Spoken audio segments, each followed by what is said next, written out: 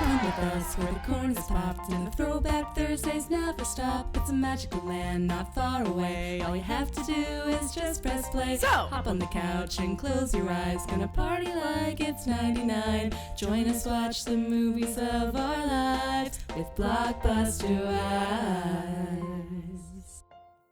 Hello, and welcome to Blockbuster Wives, where normally your two favorite 90s babies talk about movies from a certain blue and yellow video rental store.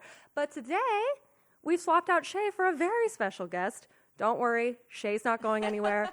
We love you, but this is a one-time thing. Not replacing anyone. We're joined by Ashley, who is the co-host of the How Do You Drew podcast. Hello, thank you. Welcome. So exciting. So you're also co-host Yes, today. I know. We're like each representing our own pods this way.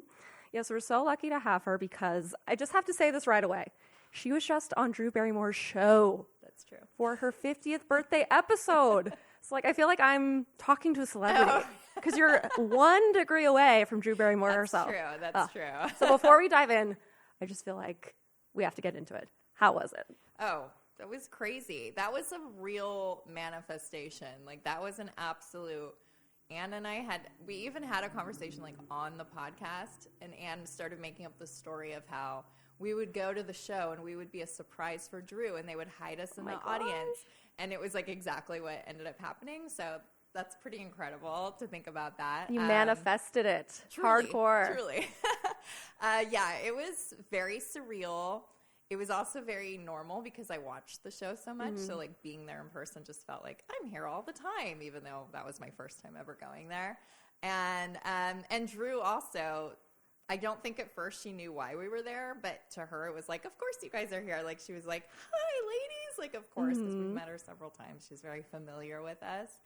And yeah, it was just it was crazy. It was surreal, but it also felt really normal. And she's so sweet and welcoming. Like, yeah, it sounds like it. You can't not be around her and feel like you're her best friend. Yeah, and if you all want a full breakdown, episode 99 of their podcast, the How Do You Drew podcast, has a full breakdown to it. I listened to the whole thing, and I was just so happy for you both, because what a great accomplishment. Yeah, and it was like we recorded that the day after we got back from New York. So it was very fresh. So like all the details are there. Was there anything that happened afterwards that you're like, oh, we should have put that in the pod that like came later? Well, I mean, we hadn't seen the episode yet when we recorded that because it hadn't aired. So we didn't know like what they were going to show. So that was kind of interesting to just kind of guess. And then we were like, oh, that was cut out, or, oh, they changed that, that kind of thing. But no, I feel like we got all the main details in there. We might have mixed some stuff up because it was just like a whirlwind the whole time, but yeah. Right, yeah. It was really incredible to listen to, so I highly recommend checking out the whole episode. But it's so funny because these girls are awesome, and they found us because they're very good at what they do.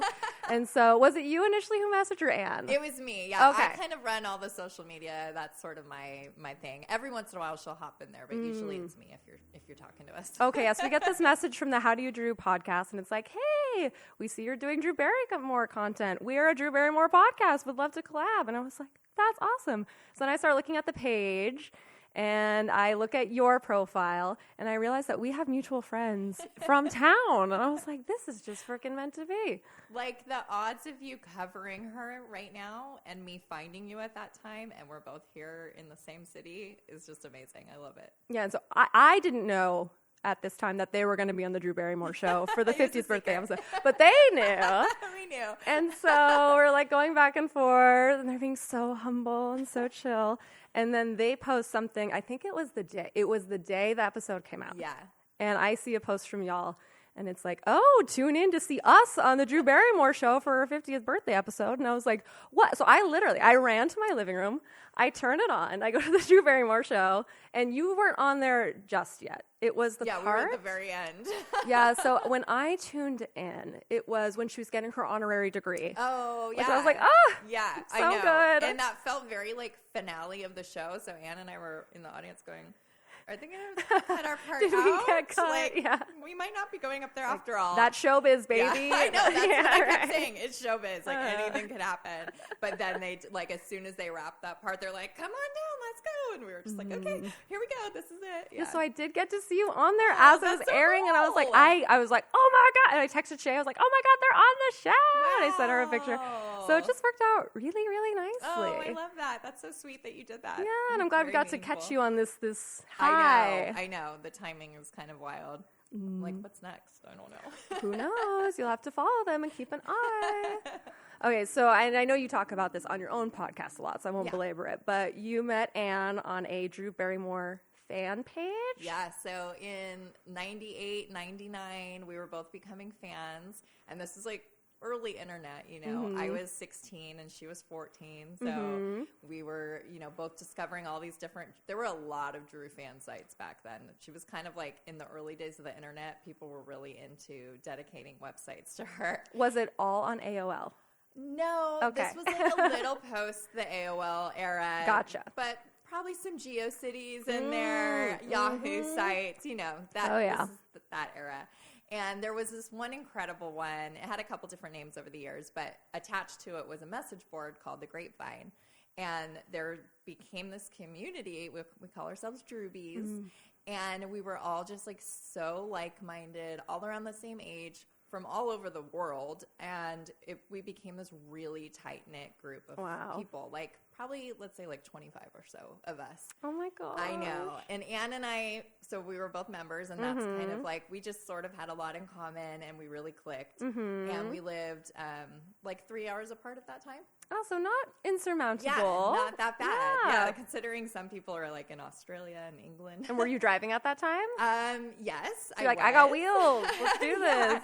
But I was going to Southern California quite a lot, and so finally we met up in person. Oh my and it was God. just like, well, we're best friends now. Yeah. You know, like we hang out all the time. And so happy you're not some 50-year-old dude. I know. It's so weird because like at that time to say that we met online seemed so abnormal, and like, what do you mean you met online? Like scary. But I think this group of people, like, we shared so much of our real lives and like photos and stuff. It would have been pretty hard for someone to catfish in there. No one knew how to catfish back then, by the way. Yeah, it wasn't really a thing. You know, the jig was up pretty quickly. But so would you say that you were already like very online, and then so the online fandom came first, and then you were like, Drew Barrymore, she's it. Yeah, I mean, I was very like into computers my whole childhood. I thought they were fascinating. Once we got AOL, it was like, that was a bad thing because I could never get off the computer. Same. Like the middle of the night, you know. I was in the most heinous chat rooms. Like, I look back and I'm so happy I still have all my organs. I know. I didn't get kidnapped. It's a win-win. But I was really like, it was so sketchy back then. I guess it kind of still is. So just like no one knew what was going on. Like 12-year-old on the internet, who cares? And it's like, yeah, absolutely. So yeah, and then I was becoming a really big Drew fan at that time. So it all just, you know, folded into each other. Very nice. And do you recall kind of your spark that you watched Drew Barrymore and you're like, she's it? Oh yeah, 100%. So I was also into Sugar Ray for a minute, and who wasn't? Just like setting the scene of the that 90s. Spiky hair was captivating. Exactly. So I watched the Rosie O'Donnell show to see Sugar Ray perform. Yeah. And Drew was a guest on that one, and so I was like, wow, I really love her. This is like when The Wedding Singer was coming out. Oh, yeah. And so I stayed up like the next night to watch her on David Letterman. And then I went and saw The Wedding Singer. And it was just like, this is my girl. Like I have in my journal, Drew Barrymore is the raddest chick ever. Oh, my gosh. Do you still have those journals? Oh, yeah. That's so great. See, I wasn't much of a journaler because I'm a classic Gemini. Okay. And I can't keep up a habit more than like a day. But Shay has a lot of old journals. And sometimes she'll read me stuff from them. And like, we were so insane because I've known her since 6th grade. Oh, my gosh. We were in band together. Like the record. She has a lot of records. Yeah. And then our other friend Becca, who's also in our little core group, she is a like religious journaler. Has journaled every day since childhood. So she's got a lot of the record too. Amazing. Yeah, little side story. She hated me at first, and it's always so funny to read in her journal. She's like, she's talking Stacy. shit. And I was like, why? I thought I was pretty nice. And she's like, it wasn't you. It was me. Projecting. It's nice that you can laugh about it now. Yeah, so now, who would have thought, we're in our 30s and still besties. Yeah, oh, that's so special. Yeah, I have my core group of best girlfriends from high school.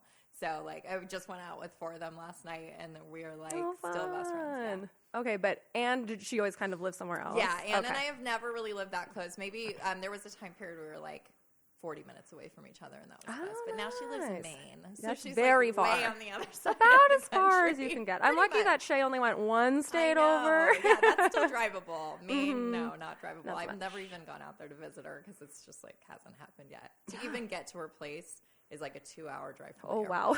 Oh, wow.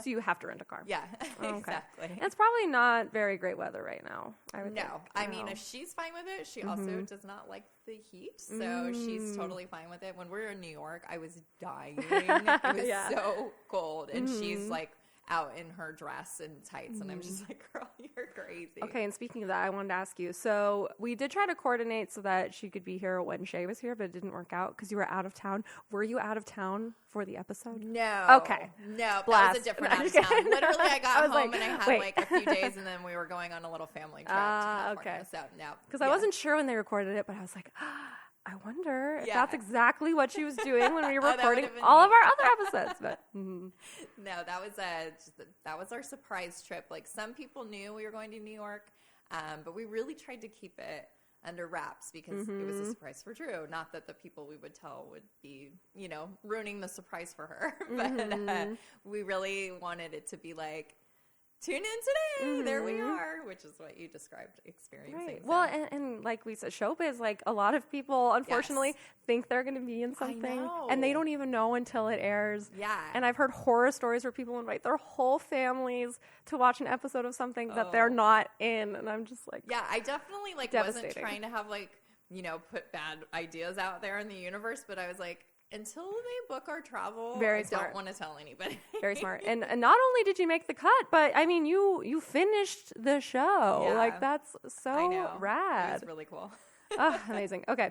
So you and Anne were online friends. When did you decide to make the Drewseum? Okay, so part of, this was just a real thing with Drewbies back in the 90s. Everyone was really into collecting on her, mostly magazines, right? Like, I'm sure you did that too, cut out your favorite people from magazines. Well, you got to decorate your binders. Exactly. You can't or have your bare walls binders or and bare whatever, walls. yeah. Mhm. So that was really a thing, and I think this, the grapevine, this community, I think we all kind of fed into it with each other, be like, she's in this magazine, so everybody would go get it, like that kind of thing. So it started with just magazines, and then slowly got a little bigger, like movie memorabilia, all kinds of other things, and then we would meet someone who wanted to maybe sell their collection, and so we started slowly accumulating other people's stuff.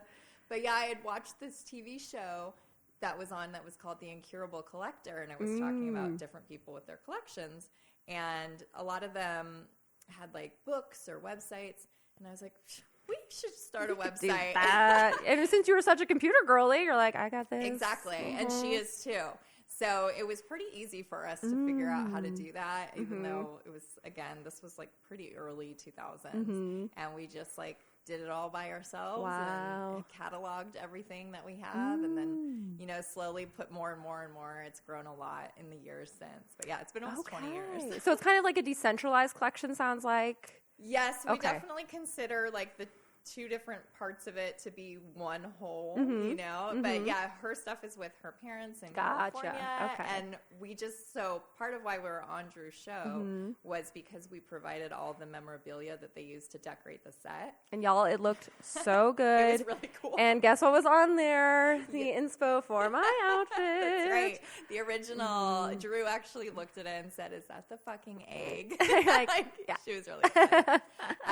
But yeah, so we had to ship a lot of our stuff, and so Anne had to talk to her dad and tell him what to get and how to package it, and I was shipping a bunch of stuff. It was wild. It was crazy. But yeah, we consider it one big collection. That's so cool. And then so the Drewseum came way before the podcast, right? Way before. Okay, so yeah. what was the impetus to be like, let's become podcast I hosts? think it just felt like the natural evolution. We have spent so much time sharing our knowledge, and we've had so much experience of learning about Drew. We kind of consider ourselves historians. You of her. are. You totally are. And that sounds lofty, but I think it's also pretty accurate. And archivists, we have so much material at our fingertips. So we just sort of wanted to always be sharing, you know, we had an Instagram, we're sharing stuff there, but it didn't feel like enough. And finally it was like, we kept talking about it. I'm sure you guys did the same thing. We should have a podcast. We should have a podcast. And then finally it's like, okay, what are we waiting for? Like, grab a couple microphones and let's go. Well, yeah, and I think some people think that when you have a on-topic podcast, like, oh, you're going to run out of things to say. No. No. No. No. Not at all the case. You all are approaching your 100th episode. We're approaching our 100th episode. Yeah, I know. How amazing. We must have started, obviously, around the same time, which is so cool. Yeah, we started, I think, in 2022. Yeah. We always mess this up. Is Same. that right? Yeah, Anthony was like, when did we start doing this? He's our historian because we were just like, la, la, la, la, la. Yeah, it's great. And I always tell people, I'm like, just start. Just start. You don't have to really know what you're doing. Like, you might look back on your early episodes and cringe a little bit. But Oh, I know. Our first one. Go. Our first one is so bad. Well, it's funny because we had a podcast before in 2016 Oh, okay. that had no early. topic, which was a mistake. Okay. And we thought we were being late to podcasts because I've always been so into podcasts. Yeah, same. And even in 2016, it felt like there's this explosion of podcasts. Totally. Oh, I know. And- Two of my favorites started that year. It was just like, that was the year. So were you guys just chatting? Like, Yes. just friend talk? You just friend talk. Okay. But then it was kind of like, where is this going? So it kind of fizzled out. And we didn't do it for years and years. And I told her, I was like, I really want to get back into the podcast game. I think it was so much fun. Yeah. We love hearing ourselves talk. We love hearing each other talk. know, right? We need an outlet. And so we were trying to think of topics. And Shay pointed out that we've always bonded through kind of old movies and the Yeah. Blockbuster era movies. And so I proposed, well, why don't we do a movie review podcast where each episode is a different movie from between 1990 and 2010. And thus the show Which is was like, born. Yeah, that's such a great way to like put some kind of, I don't know what the words I'm looking for are, but like you have a set thing now. Yeah, and it does make it a lot easier. And then we also started doing themes about maybe like I 20 love episodes that. in. I noticed that on your Yeah, website. and I that love made it so much easier too because it makes you be creative because you're like, what could work for alien theme Yeah. or like spy theme? And so we were so excited to do Drew Barrymore Madness because we've done our first year was Adam Sandler. Yes, I saw So Wedding Singer came up. And we should say that the way we pick our bracket movies is a true bracket. So we choose the 16 movies, and then our Instagram users vote on the movies. So But fun. it's so funny because people get so mad. Oh, And they're yeah. like, how could you not do this movie? And we're like, we didn't pick it. Okay, it's democracy. I had a really hard time. I think you guys had The Wedding Singer versus Scream, which was like so those are my hard. favorites. So How could I hard. choose? Yeah, the way it came out, I was like, and Never Been Kissed didn't get chosen. I know that surprises So me. this is my way of pulling it in anyway, despite democracy, Yeah, I because love it's one it. of my favorites. You got to represent. I think that for Yes. me was the Drew Barrymore movie where I was like, oh. Yeah, that makes sense. Yeah. Because I think it came out before Charlie's Angels, yeah? Yeah, the year Yes. before. And then Charlie's Angels came out, and I was like, It was like a boom, boom, boom of The Wedding Singer, Ever After, Never Been Kissed, Charlie's Angels. Like, that was like such a renaissance time for her. So, just like, what a run. I know. What a freaking run. I think looking back now, probably my favorite Drew Barrymore movie over time is Ever After. Yeah. Yours is Scream? Scream is my favorite movie, period. Okay. It's kind of like, I do consider it a Drew movie, but if I'm going like for her alone, it'd be The Wedding Singer. Okay. That's why you put me in a horrible position to choose. It's between really those. tough. Okay, so what do you think it is about Wedding Singer that's made it beat out the other ones in your Well, mind? it's like my origin story of loving her, right? So that's probably a really big deal. But even when I revisit it, I'm like, this holds up so well. Like, it's so funny. It was really popular when I was in high school because it came out when I was a junior. So, like, we all loved that movie. Like, my friends would good. have the soundtrack in their cars all the time. So it really takes me back to that era of high school, which, you know, always feels nostalgic and fun. And it's just so sweet It is still. so sweet. I don't know if you listened to the episode, but we always do Roger Ebert reviews. Yes, I did notice that. And that's interesting because he's sometimes kind of a dick. Yeah, But sometimes he's really nice. Sometimes he's had some really amazing things to say about Drew. One of my favorite quotes about her ever is from him, where Oh, he really? said being in the room with her is like taking a shot of oxygen. Whoa. Do you feel that? Are you like Yeah, co-sign? Okay, yeah. that's so cool. But he did not like Wedding Singer. He Crazy. really didn't like it. But he's got an Adam Sandler chip on his shoulder. I could see that. So I think it was like mostly about how much he hates Adam Sandler. Even though Adam's not like super Adam Sandler-y in that movie. Like there are the moments, the ones they always would show in the commercials, you know, but overall he's like pretty like this sweet, calm, nice guy. I know, and Ever always has this thing where it's like Sandler's a madman. He's like a criminal. He's like out of control. Yeah, like he's not really not. that No, his songs are great. He's so Yeah. cute. So he did not like that one. I think he liked Ever After. That makes sense. Yeah, he believe liked that that's one right. more. Mhm. Ever After also did not make Drew Barrymore Madness, Shocking. but we have an episode about it. Okay, so I'm curious because Batman Forever did make it. Did make it, and she's Okay. barely in it. So what was that up against that it kept winning? You know, a movie I'd barely even heard of. I think that's Okay. why. I can't even remember. I'm like, what is it? I'll know what it is. Oh man, I wish I could remember. Okay, we could look it up later. Yeah, and I hadn't seen Batman Forever, so I didn't know how Okay. much she was in it. Yeah. I remember seeing like the boa look, but I Mhm. was like, and then when I was like, she's got like 5 lines. I know. Even though she's so beautiful and gorgeous, she calls herself, when she was doing that, she wanted it to be a glitter dip tribute to Marilyn Monroe. Yes, and she's got like the little eyebrows and the beautiful. little flapper dress. I mean, Yeah. she's great in it, but she's just, I wanted more of her. Oh, yeah, you want more for It takes sure. a full hour to At see the her, end, and I was she's like, just, like, finally! gone. It's like dark, dark, dark, dark, and then she's like, wow! I know. I haven't watched that one in a really long time. I definitely need to revisit it, but I love her in it. Maybe just Sugar. fast forward an hour. I know. Maybe. I mean, although I will say Jim Carrey's performance Yeah, is he's pretty amazing wild. in it, and apparently Bulge he gate. was like that on set all the time. Oh, I believe Yeah. it. But yeah, he's like wearing this unitard. His bulge is insane.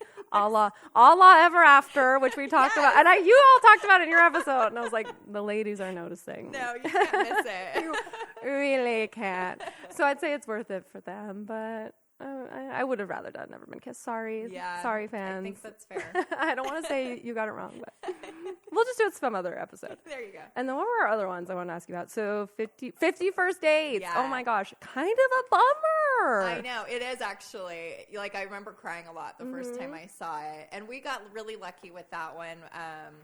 We went to the premiere as like on the sidelines fans. How fun. Okay, how like I don't want to like out your age, but like Yeah. what must So have been I would have been 22 when that Okay. came out. Yeah, Oh. and Anne's a couple years younger. how fun. Yeah, and so, but Drew's like right-hand man for many, many, many years.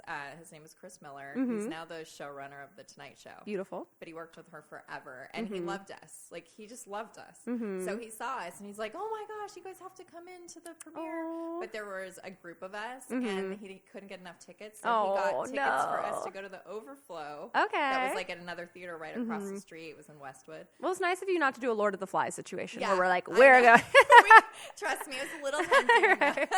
like fine, we'll all stick together. Yeah. So we got to see it at the premiere, but we were just in like another theater. But How yeah, that was really fun. exciting. So I have like fond memories of that as well. I have a lot of those with Drew. And I mean, I really liked it, but I was like crying the whole time. I think when Yeah. I watched it when I was younger, I didn't quite get how sad it was. Right. Yeah. But now that I'm an adult, I was like, wow, It's kind of a that bummer. would suck That would so suck. badly. I know. Especially like having the kid. And we had talked a little bit, I don't think the episode's out yet, but a little bit about like the ethics of that situation. Like, yeah. You kind don't of want to think too hard dicey, about kind it. of dicey. But you love seeing Adam Sandler and Drew Barrymore know. together. I know. I wish they would do even more. They like keep talking about it. They keep. In fact, she just talked about it on her show last week. Like, we will absolutely be doing another movie. Yay! We're just trying to find the right project. So, Oh yeah, because I'm such big fans of both of them. yeah. And I love that, and we talked about this on the episode. I love that Adam Sandler will be like, "We're going somewhere fun," because originally the script was in Seattle. And Yeah. he's like, "No, I'm not going to Seattle. That's I'm a going to whole different Hawaii." vibe. Exactly. And Hawaii's like a character in that movie. Exactly. It's such So a it's big like part he's of so it. smart. Yeah. Good idea. Good idea. And then the other one was Charlie's Angels, Yes. which I'll be honest, if that one didn't win, I might have pulled a coup and put it in anyway, because that was such a transformative movie for me for girl power. Oh, I bet. Because I was like 11. That's a perfect age. It was perfect. I was like, this is what being an adult is. Yeah. You're a cool spy with your friends, and that's kick gonna ass be and you me have one fun. day.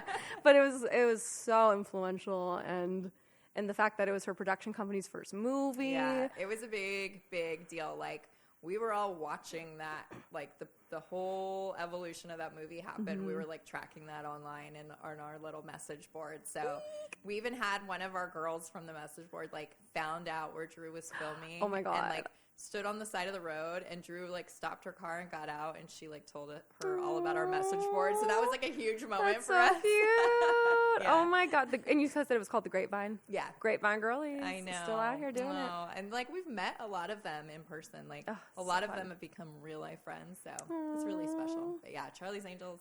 The internet can be a good thing. But do you want to know what Roger Ebert gave Charlie's Angels? Oh, was he not very friendly with that one either? It's bad. Gave it half a star. Damn, are you serious? Yeah. And Come the review is brutal. We're just like, oh my God. Wow. But I couldn't disagree with them No. more. It felt so empowering and incredible. And her character in particular is like just so cool. Such a badass. Such I a know. badass. And I think when it came out, people thought like, oh, this is how she really is. Yeah. Like this is a role where like There's definitely she's probably she's in there for right, a lot. Yeah, just being she's like a little rebel girl, and like, oh, it's so good. Like when she goes, "I'm gonna leave you all on your backs, and I'm gonna moonwalk out of here." Oh. I have a lot of good yes. memories of that movie too. And we actually got to go on another podcast called Movies That Made Us Gay when they did I've their heard Charlie's that. Angels Yeah. episode. Okay. So it was really fun because we haven't covered it yet on ours because we do a lot of research and we have like so much material to comb through every time we cover a movie. So we've been a little intimidated. We're like, oh, we'll get to Charlie's Angels later. Right. Well, you were there. You know, Yeah. you were there when it was written. know, it's That's so crazy. cool. Yeah, I think that's all for this month, but it's just been so much fun spending time with her, and she's such a compelling actress. You can watch her for hours. And I was trying to think, like, what's my favorite thing about seeing her on screen? And I think it is her laugh. Yeah. I feel like when she laughs, it's her entire body, her face. You could just see it. It's so, like, warm and beautiful. That's so true. And she's always laughing in her movies. Like, even the serious ones, she has like Charlie's Angels, she doesn't laugh a lot, but it's in there. It's in there. And it's so nice. Yeah, that's a great observation. That's one of the most lovely things about her. She just has this like warmth and light. Like people all the time describe her as having a light coming out of her, and it's so accurate. And yeah, it's really hard to not enjoy seeing that on screen. Ugh, she's incredible. Yeah. So do you have any of like your favorite obscure facts about her or lore or like a funny story or something that maybe the casual fan wouldn't know? It's been interesting. We've been revisiting her autobiography, Little Girl Lost, on our Patreon because we're doing really deep dives chapter by chapter. And it's been really fascinating because I've read it so many times, but doing it this way, we've kind of put like interesting pieces together. We're like, oh, this person who's unnamed, that's this person. Ooh. And here's some photos. You've got like the red like thread on the board. much, You're like, yeah. we're figuring this out. So that's been really interesting. Not to like plug the Patreon exclusive. No, please but join their Patreon. Join our Patreon. Okay, while you're at it. yeah, that's been really fun. We really like. Because we obviously have been doing this for so long, like it's hard for us to sort of get surprised with new information. So when we do, we're like flipping out excited. We did a really cool episode about her former house in LA. She lived in this house in the Hollywood Hills for about 18 years. It was really meaningful to her. She only moved so that she could have her children in New York near their father's family. Gotcha. So she's like still heartbroken about it. But we have this friend who's this incredible location expert. Her name is Lindsay, and she has a website called IamNotAstalker.com.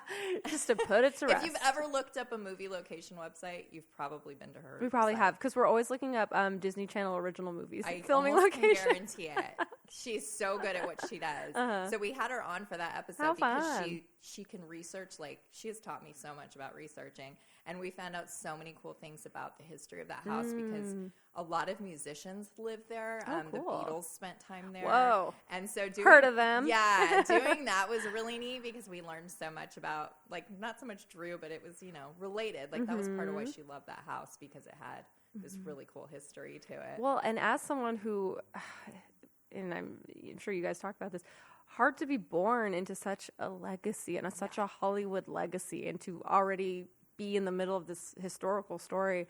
like, I think they mentioned it on the 50th birthday episode. Like, she's got like 8 family members on the Walk of Fame. Like, crazy. What an interesting life, and to be born into a family and have all these expectations. Yeah, and be like so removed from it because she grew up just her and her mom, like single mom, working all the time, living in a tiny little duplex in West Hollywood, and her mom was like always at work, so she was kind of raised by babysitters. All of those family members were way long gone, and she like slowly started learning as a kid, oh, like I have family who are actors, but right, because I'm sure people on the sets were like, oh, you're a Barrymore, and she's like, I don't even know what that means, and then like having to learn what that means and realize. She had one director of a like random little TV movie when she was a child who had worked with her grandfather and was telling her stories, and so like moments like that, I think she started putting it together. But like obviously, like she has had family in theater and acting for freaking hundreds of years. So yes, I guess even hundreds. Oh, hundreds. Oh yeah, really? They go way back, way before Whoa. film. Okay, because I think the earliest that I knew about was her great grandpa was the wizard, right? Is that right? No. No? Okay. See, I'm wrong. She has a great uncle who's best known for being like the villain in It's a Wonderful Life. Is she not related to Wizard of Oz at all? Did I just like read a fake fact online? She was for a while trying to make a sort of sequel to the Wizard of Oz called Surrender Dorothy. Never mind. So I read a false fact that I didn't fact check. That's my bad. If you ever have a fact about that you want checked, just let me know. Run it down. Our fact checker here. Thank you so much. Okay, but hundreds of years. Yeah, hundreds of years on the stage. Like it's in their DNA. So anyway, my point was like, I know people love to call her a Nepo baby because like it's been in her family forever. But aside from maybe the name being kind of opening doors because people thought that was like fun. Like it's not like anyone was working in the industry related to her that like helped her out, you know? That's so interesting. Yeah. I'm sure there were casting directors who were like, oh, Barrymore. Like I think her mom did kind of push the name a little bit. I feel like it's like the Harry Potter effect, right? Yeah. Like Harry Potter goes into the wizarding world. Everyone knows who he is, but he's like, I'm just a kid. Yeah. You know? What is this? Why right. is it such a big deal? Yeah. So it's just interesting. Like she obviously worked really hard to get where she is on her own. She did not have the help, but maybe the name carried her a little bit. Well, and I certainly don't think anyone thinks she had an easy life. No. By any means. No. I've even seen people like a lot of times be like, oh, she's born into generational wealth. But unfortunately, the family was like, they were all like alcoholics and there was like, her grandfather died bankrupt. Her dad like was literally a person who lived on the streets most of her life. Yeah, so there was no like Barrymore coin coming in.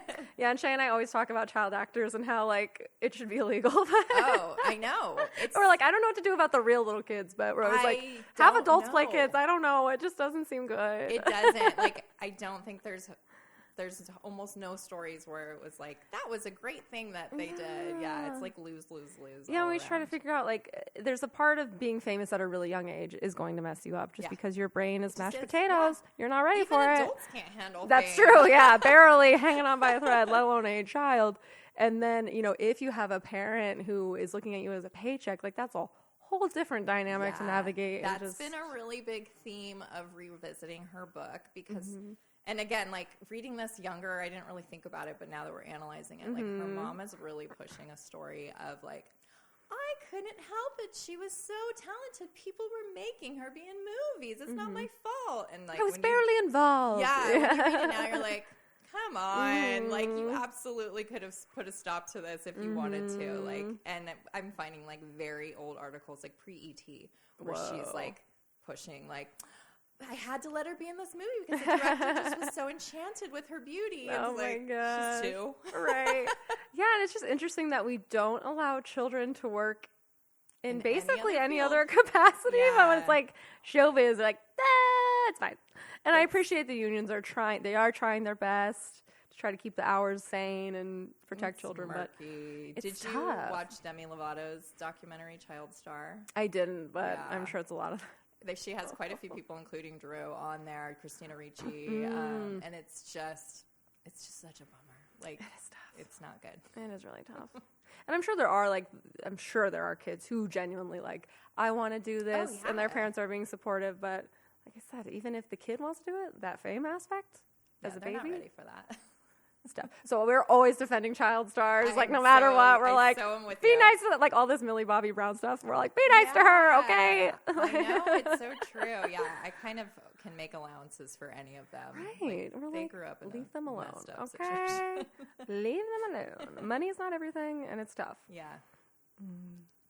Yeah, but and she, I think, is probably one of the more famous child stars. I know. It's really Ever. incredible that she survived at all. Mm-hmm. Like, she could easily have just gone down such a horrible path. Like, she was on the way to that. Mm-hmm. And to, like, turn it all around, be blacklisted from Hollywood because she was considered, like, a troublemaker and, like, try to prove herself and take every tiny little job she could get to where she is now. It's just... That's like one of the things that we love the most about her is her resilience. It's so inspirational. Well, and as you mentioned, even like figuring it all out in California and then uprooting and going all the way to New York, which is like totally different. Yeah, after being like divorced, like she says her divorce from her children's dad like took her down more than anything, even the whole like rehab era. Like this was the worst thing that ever happened to her because she wanted so badly to finally have like the family, you know, that she always dreamed of. So it's pretty cool that she like got through that and like now has her own show. Like again, she just kind of rises from the ashes over and over Yeah, you again. can't keep her down. Yep, you really can't. You really can't. It's really incredible, and she really is so inspirational for all of the stuff that we're talking about. Plus, like, to go through all that, it'd be really easy to have sort of a chip on your shoulder. It'd be easy to, like, be a little bit of a jerk, but she's so grateful for everything and every single person that comes up to her. Like, she knows it can all go away because she's had it all go away, so she just, like, appreciates everything that she has, which is kind of unique, I think. Definitely, yeah. Because some people, it's never enough. Yeah. Ever. But wait, did we go on a tangent? Did you say what your favorite lore is? Oh, I think we went off on a... it's really hard to pick one thing. I definitely am on the spot, but I would say revisit that book. Okay, it's hard just that to book find as a whole. Okay, because it's out of print and people sell it for like upwards of $50 minimum. Yeah, so it's difficult to find, but it is available online on the archive.org. You can borrow it on there digitally. Nice. But you'll learn stuff that will like shock you. It's crazy. Yeah. Even if you think you know her story, there's stuff in there. Like the episode we were talking about yesterday, there's a whole part where she like started a whole kind of riot in the hospital because she was just so mad to be there and they had to pin her down and then she escaped out the window. Like she was a wild child. Wow, that's she was incredible. 13. Oh my gosh. Well, it's like kind of like the same thing with all this stuff about Paris Hilton coming out and like, God, the situations they put these young girls in. And they are scrappy. Yeah. And they're a lot scrappier than people think they're going to be. I think she's always been very scrappy. People don't realize that about her. Yeah, so if you want to hear the deep dive for this book, head on over to the Patreon. We're going to do like a wrap up when we finally finish for our normal feed because this year's the 35-year anniversary of that book coming out. Oh, wow. So we're trying to finish it before the year is over. So she wrote it really young. Yeah, she was 14. Oh my gosh. Can you imagine writing a book when you're 14? It's insane. It's like, crazy. No, I have again, a 15-year-old, and I can't even like imagine her walking down the street by herself, let alone any of this stuff. Although I will say, when I was 11, I was running a Neopets guild. Oh, Neopets. And I was pretty on top of it. That's the Charlie's Angels era. That's like very much sets I the was scene. so into Neopets. Oh my God, I was obsessed. And I ran a Harry Potter guild. Wow. And like people would join and I'd sort them into their houses. And like it was a lot of fun. At 11? Yes. I love that. I was really so into relate it. to that. I was such an indoor kid, you know, so I was just like totally, exactly. the glow of the computer. So I'm so pale. Like there was no sunlight. But that's why I liked it. And I'm allergic to everything. So if my voice is raspy, it's this goddamn pollen. Yeah, it's awful out there. We've had a lot of wind here. But yeah, writing a book, I don't think I could have done that. Well, you probably didn't have the material from your life to put in there either. Let's hope. Yeah, my only attempt at writing a book as a kid, it was that, again, Harry Potter. I basically wrote a knockoff of Harry Potter, and I called it Sarah Kishi and the Witch Academy. Kishi, like Babysitter's Club. Yeah. So I took my sister's name and my favorite babysitter. I was like, Sarah Kishi, why not? And then like you read it, it's so funny. It's just Harry Potter. That's so precious. But I was like, I wrote a book. It's like in this binder. Original idea. Who knows how it will end? I don't. Amazing. Yeah, so I was always into fan culture. Yeah, I definitely can relate heavily to that.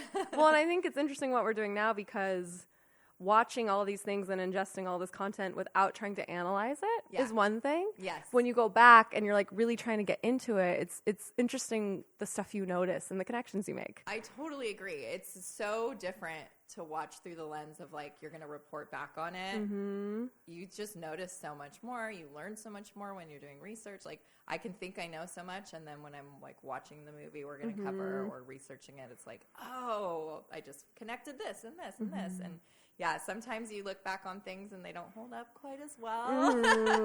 But we still love our problematic faves. Oh, I saw you posted about how another podcast I love, How Did This Get Made, just posted about doppelgangers. Yes, I have to listen and to like it what an still, insane movie that was. Oh, we covered that over last Halloween. Oh, nice. We went into it knowing what it was. When Right, we'd like, seen ooh, it. yeah. We knew it was horrible. Actually, I have a funny Blockbuster story about Ooh, that. yes, please. So when I first started getting into Drew, you know, obviously Blockbuster was like the place to go. We love it. I like printed out her IMDb from my mom's office computer. Oh my God. And I would take it to Blockbuster to find her movies. So smart. Yeah, she was I always was a great always organized. researcher. Okay. She's the research girl. true. You have to check what I'm saying. She's on it. So finally I got to Doppelganger, and I rented it, and I must have been late returning it. And then I was at Blockbuster with my mom checking out something else, and they said you have a late fee. And she looked on the screen, she just saw gang evil within, and she's like, that can't be us. And I was like, no, that was me. So were you given free reign to basically watch whatever? Yeah, I was old enough, you know, I was like 15, 16, 17, 18 Oh, okay. in these years. Yeah, my parents really did not pay attention to what we were watching. Me neither. And I was way too young. But you know, I do feel like when you're young, the stuff you don't get does kind of just... It's so true. Like you don't even... Oh, yeah. Wayne's World was my favorite movie in 5th grade. And there were so many jokes I did not understand. Oh, that's like Shay's favorite. So I love it. Shout oh out my Shay. God. Yeah. It's like forever a favorite. But yeah, it's funny to watch it when you get a little older and you're like, Oh, I didn't even know. Yeah, same thing. Like I loved Austin Powers. Oh, yeah. And I didn't get it was a James Bond ripoff. Okay. Like that part was completely lost on me, Yeah. even though it's kind of the whole point. And then, yeah, all the jokes, I had no idea. Lot of naughty but I jokes. loved it. I loved it probably because it was so colorful. It appeals to kids. I know. Yeah. It has that vibe about it. But and yeah. I was a big Mike Myers fan, so. Fair. I've thought about showing that to my teenage daughter, but I think she's like right at the age where she would get the jokes, and she's just kind of a prude. Like if she doesn't like something, she's like, that's so inappropriate. Like ugh, anything. Okay, I've heard that about young people. Is this true? That they're like kind of prudes? I think so. That's so I mean, I can't speak interesting. on behalf of all of them, but I hear this a lot. Like, I think they Yeah. did a study where they were like, Gen Z and Gen Alpha, like, they do not want sex scenes in movies. Like, they think it's No. gross. They think it's inappropriate. she's like- and I was like, that's so different from how we it's grew up. interesting. So we're rewatching Buffy the Vampire Slayer. It's my favorite show, and I'm the same exact age like I was when it came out. I was 15, and that's how old my daughter is. So she's the same age I was watching it and being totally fine with those scenes. And she's just like, Mom, God, gross, is it over? Yeah, I hear that a lot. It's so interesting. I'm like, maybe they do have a greater appreciation for privacy than we did. Probably. That could definitely be because like their lives are kind of out there. Right. So It's like, they you like, gotta keep some stuff in. yeah, they gotta keep some stuff to themselves. That's interesting. I like that take. But yeah, I have heard that a lot. Okay. So, but she was not that into Austin Powers. Oh yeah, so I haven't shown it to her because I know she'll Oh, be like okay. inappropriate. You're like, yeah, you're not wrong. 90s was a very You very inappropriate time. time. Could be hashtag inappropriate. Yeah, definitely. I know. Sometimes like anything we'll watch from that era, I'm like, ooh, wow, that's really messed up that they said that, huh? Like, oh god, Like, I don't agree with that. yeah, that's not okay. We don't say that anymore. We shouldn't have said it then. Yeah, We're not I saying it know. now. Oh yeah. I know. I really want to show her Never Been Kissed, but I know for a fact she'd be like, this is so messed up. That's a teacher. Yeah. That's disgusting. So, I mean, I love that she has that head on her shoulders. Right. but No, it's like that's good. just let that go and enjoy it. Right. Like, but when you take that out, Yeah. it's great. She's actually 25. It's okay. Yeah, and she's like, you don't know that? Yeah, no. Yeah. Yeah, it's funny when you look back at those movies where their entire premises, you're like, I know. Not anymore. Yeah, when Anne and I covered Never Been Kissed, I think I'm a little more uptight about that stuff maybe because I'm a mom, but I was like, this is really not okay that he's dancing with her at the prom. yeah. But you know what? All works out in the end. It all works out. It's all good. For sweet Josie Grossi. Yeah. Again. I know. My style. The second I saw you, I like knew immediately what you were doing. And Thank I love you. It. My side pony. I'm Did like, you I tried to like. that? Like, did you go find a dress at the thrift store? Or did you have it? You know what? Shockingly, I already had this. Amazing. Oh my God, that worked out so well. But she kind of had like a high collar in parts of it, so I tried to do that. Yeah, I need to really preserve that costume. It's just sitting in my closet. I don't know what to do with it. That's another rabbit hole. I'm sure you could find out many Oh, methods for preserving garments. I'm not great at that. Anne is the archivist. She's literally a professional archivist. That's what she so does cool. for her job. Yeah. In Maine? Yes. How fun. Yeah, that's why she's in Maine for that Cool. job. And yeah, she was dying over how I was like packaging some of my memorabilia to send to the Drew Barrymore show. She's like, I'm like, Anne, this stuff is in horrible condition I'm doing already. my best. It's okay. And we didn't plan to both be pink. That's just No. happy coincidence. I'm usually pink though. I love Plus, pink. like, I love our pink. podcast colors are pink and yellow, so this works really well. Perfect. Oh yeah, the Drew Yellow. Yeah. That was another thing on the 50th birthday episode. Pantone I named a know. yellow after her. We were sitting, so they were really nice to let us sit in the audience because all the other guests, of which there were a lot, were just sitting in their green rooms for the whole episode, so they didn't get to see what was going on, and they knew that we would really want to watch the show, so it was so really sweet. sweet. So they put us in the back because they didn't want her to see us, but we were right there. Because that was the first time you'd been, right? I had never been. You had never been. Okay. They did a week in LA over their second season, and I went to one of those. But Okay. I'd never been to the studio. Anne had been, but not me. So yeah, it was incredible to be there. But we could see the Pantone sign like up in the rafters. So we're like, oh my God, she's getting a color, like we knew before they lowered it. It was really exciting. And so I don't know, why is that yellow so associated with her? Yellow's her color, like Okay. it's her favorite color. It's kind of funny. She's had a lot of yellow cars in movies. If you think about it, both Wedding Singer and 51st Dates, Yeah. Mad Love. I think there's one more. Yellow just like follows her around. Gotcha. Daisies, right? Like it's just always in her with hair always. Yeah, and then her show, like that was their color that they like went with. So the lady who presented it to her from Pantone, she spoke so eloquently about why it represented Drew. I can't even begin to do it justice, but a lot of it was like about her warmth and invitingness. So yeah, it's just Okay, so it wasn't like any one thing. It's just her. Yeah. Okay, I love that. Long time. Yeah, and we're happy to rep the yellow. I know. Yellow's underrated, I feel like. I agree. I think my toddler, that's her favorite color. She talks about yellow a lot. Our whole kitchen, we have this like really bonkers 70s house, and it has original like yellow 70s kitchen. Really? And sometimes we have people in to fix stuff or whatever, and they're like, "You're gonna redo this kitchen, right?" And I'm like, "No." They're like, "But it's so dated." I was like, "I love it." I love Don't the touch it. vintage retro houses Yeah. here. There's one that I went to for like this sort of secret bar that they were doing, and like a friend was playing a show there, like playing music there. Wait, I think I've heard of this bar. Do you go through someone's garage? I think we went through the front door, but Okay. it's like hidden deep in the house, and I'm trying to think of where it is. I think it's like in the Huntridge area, but I could Makes be wrong sense. about that. But the whole house is still like locked in time. Love It's really neat. I'll send you some pictures, and I'll see if I can remember what it's called. But you have to like know somebody, like one of know. those. Yeah, it's like a speakeasy, but it's in someone's house. But the house is amazing. Nice. I was just walking around taking pictures. Yeah, you send me those, and I'll send you our yellow kitchen. Okay, perfect. That the haters. I would love wanna get rid of, that. and I'm I like, think nah. that's so cool. Yeah. I'm really, obviously, as a historian, archivist, I'm really into preservation. And so, yeah, the thought of like somebody taking all that out is devastating. So I'm so glad. Do you do that for like your other gig or not at all? No, That's so it's just great. a hobby. I love that.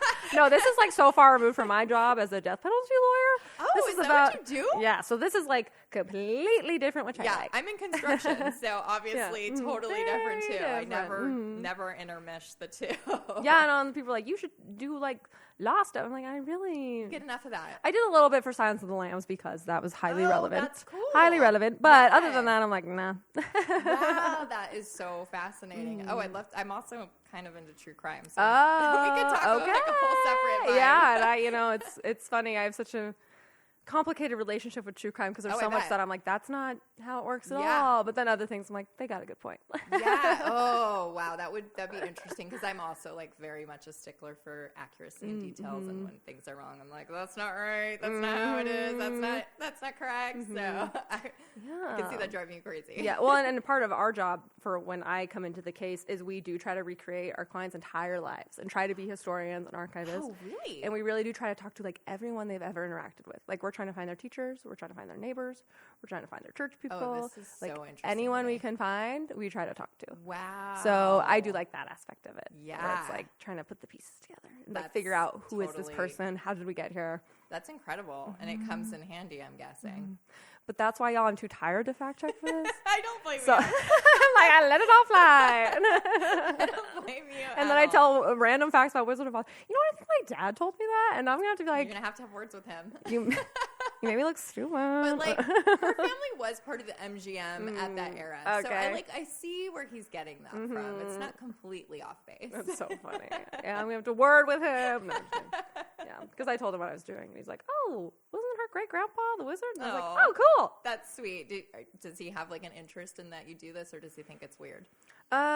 He he's interested in that I do it, but he's such a Luddite that he would have no idea how to watch it or listen to, even if he really wanted to. Okay. But I will say that a few years ago, I did the 48-hour film festival. Are you familiar with it? No. So it truly is, you get a topic about a movie from the organization, and you have to include a character, a line, and usually some kind of object in your movie that you have to make in 2 days. And they do Okay. that to try to make it like fair so Okay. that people don't take movies they've been working That's on true. Okay, that and makes then sense. pass it I off love that. as a movie they made in 2 days. Although I will say, I think some people definitely still did Oh, I that believe it. and then just added in, and you're like, Right. I know what you're doing. They like shoehorn. Exactly. Here's that milkshake you Yeah, and needed I'm in like, there. I know what you guys are doing. But we did it right. We truly did write and film and edit this movie in 2 days. It was so hard. We did not sleep. But it's like my dad's favorite thing I've ever done. Oh. Like graduating law school, he's like, whatever. Making this short film, he's like, show the film, That's so sweet. watch it. And my husband's in it, which is so fun. Oh my god. And he's always just like, it's so good. It's like he talks about it all the That's time. It's really so neat. cute. Do you do that like regularly? No, that was the that was only the only time. time you've done I'm it? sure he's waiting. He's like, "Where's Yeah. the other movies?" Where's I'm the like, "I'm follow-up?" busy." But yeah, so I think he thinks it's fun that I do entertainment stuff, but you have to like give it to him. Yes, I know. My dad the other day, he's like, "So when is that going to be on TV?" And I was like, "Dad, it was already on happened weeks ago. I told you. I can't figure that out." Oh my gosh, yeah, he couldn't figure out recording it. Oh, no. okay. Like, I told him exactly where to watch it. Paramount Plus, Dad. It'll be up there for a week now. So I will have to spoon feed it to him as well. My mom can record stuff around the TV, so Okay. that they've got That's a down. start. But internet stuff, it's not gonna happen. Yeah, podcast? What? No, I know that. I don't think my mom gets it because she's like, she loves radio. She's like a big Okay. Andy Cohen fan. Okay, cool. Which is nice. So I'm like, hopefully everything I say is not too shocking for you to hear. But he has no idea. No, He's like, a podcast? What is that? at least he's supportive though.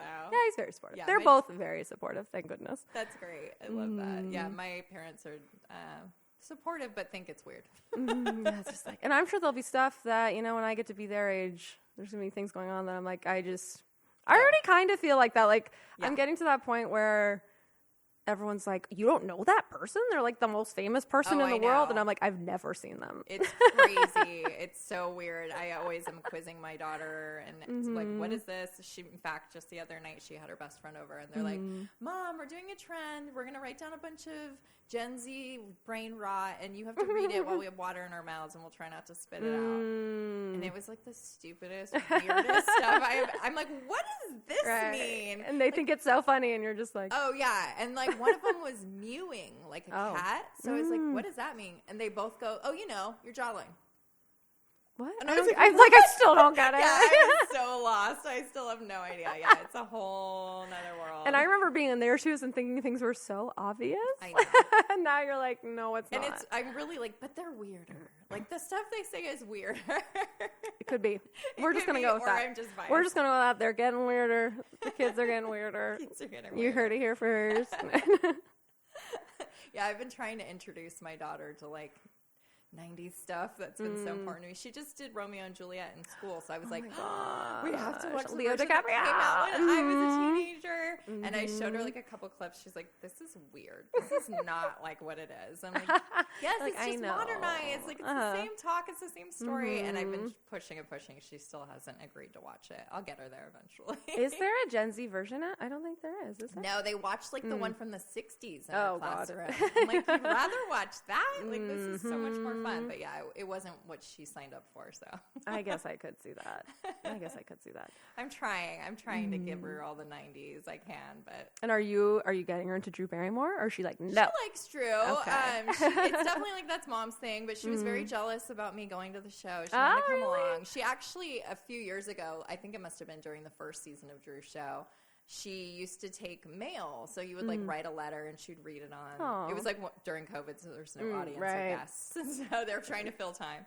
And so my daughter drew her a picture of herself Drew eating macaroni and cheese because that's her favorite food. And it made it on the air. Oh my gosh. Yeah, it was so really great. sweet. So Drew opens it up and she realizes it's for me. So she's all excited. And then she's like, oh my gosh, Mila, this is the best ever. And she like put it up on the wall. Yeah, that's so really sweet.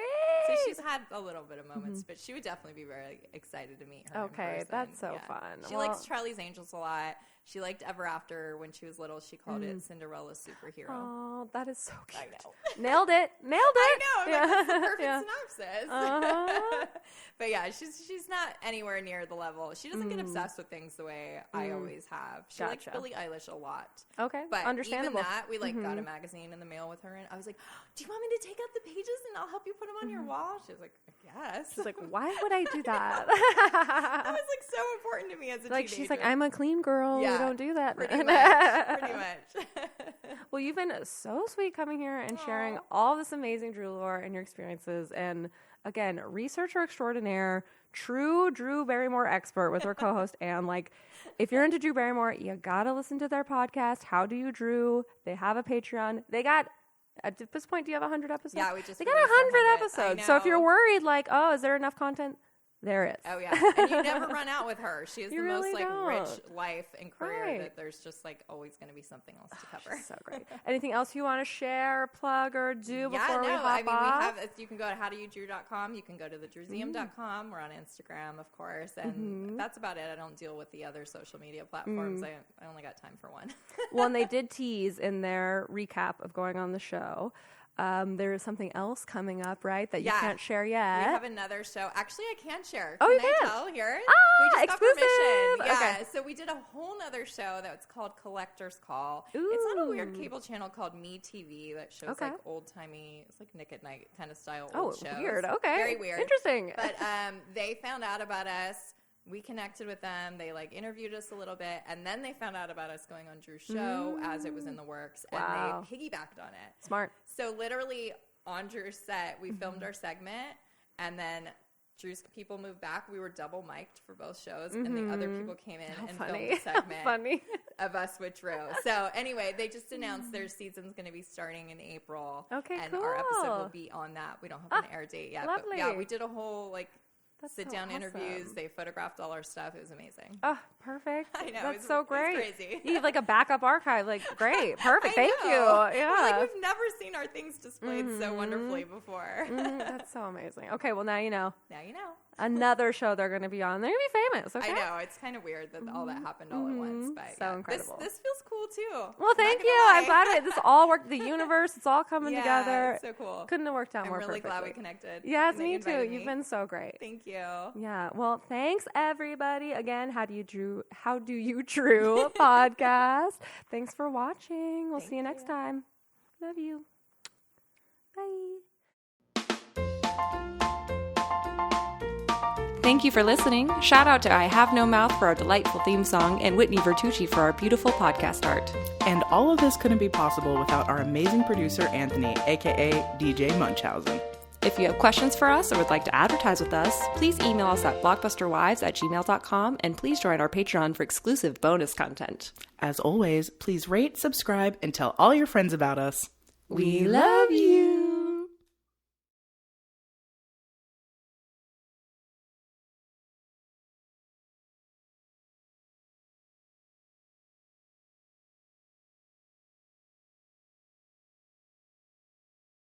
And there are two ladies we need to thank for helping with this set. All of the memorabilia here is from two Drew Barrymore fans who started a website called The Drewseum. And they're here. Please welcome Ashley and Anne. Hi. I've known you guys for so long, and I have always been so grateful because thanks to you, I have the only picture of my mother and father together. Oh. We get it. Yeah. I want to know how this all started, though, Ashley, the Drewseum. Where did it come from? Where the idea and the love? We became friends in the 90s online on a Drew fan message board. Wow. And became real life friends, and we were both collectors of memorabilia, and we just wanted to showcase it because we want to preserve your legacy and celebrate you every day. And that's what we try to do for all of your fans out there, all the Drewbies. Wow. I think I said this in the commercial break, but it's true. I think what moves me the most about today is that the people in my life have been my teachers, you know, and they stuck by my side. I think that's a big thing, is like, how do you not give up on people? How do you keep pushing and believing in them until they grow into the person that you want for them? That's kind of what today is about for me. Well, I have to say, you know, we are here for you. That's why everybody shows up for you. You inspire us every single day, and we love you. 50 years, 50 more! Barrymore!